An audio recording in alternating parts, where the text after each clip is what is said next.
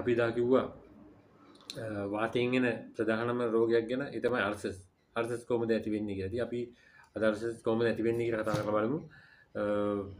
ඇත්තටම අර්සස් කියන්නේ මිනිසා ඉපදුන දා සිට මරණ තුරුම තියෙන රෝගයක්. හැබැයි ඒක අපේ ශරීරයේ තියෙන වාතයත් එක්ක නිතරම ෆයිට් කර යන මේ විභක්ති ශක්තියක්. එතකොට මේ ශක්තිය කොහොම හරි වැඩි කර ගන්නවද අඩු කර ගන්නවද කියලා තීරණය කරන්නේ අපිම තමයි. මොකද අපි කන කෑම, ඒ වගේම අපි බොන බීම මේ හැම දෙයක්ත් එක්ක තමයි මේ අර්සස් කියන තීරණය වෙන්නේ. හරිද? මේ අර්සස් කියන දේ අපි බොන කෑම, අපි බොන බීම මේ ඒවත් එක තමයි අර්සස් කියන තීරණය වෙලා තියෙන්නේ කොහොමද ඇති වෙන්නේ කියලා. ඒතර මේ අර්සස් නැති කර ගන්නත් අපිට පුළුවන්. ඇති කර ගන්නත් අපිටම තමයි පුළුවන්. ඉතින් ඒක නිසා අපි ඉපදුන දාසිය මරණතුරුම මේ තියෙන අර්සස්. මේ අර්සස් කියන්නේ ඇත්තටම මොකද්ද මේ අර්සස් හදෙන්න ප්‍රධාන දේ? ඔයගොල්ලෝ දන්නවනේ අපි ගොඩක් දෙනෙක් දන්නවා අපේ ඇඟේ තියෙන HCl එක. මොකක්ද HCl එක කියන්නේ? හයිඩ්‍රෝක්ලෝරයිඩ් ඇසිඩ්.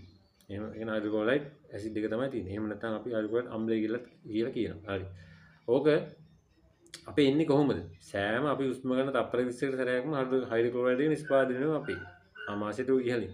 හරිද? ඉතින් ආමාශයට දෙනින් දියර්මය විදිය යම් කිසි දෙයක් විදිහට ඒක එනවා.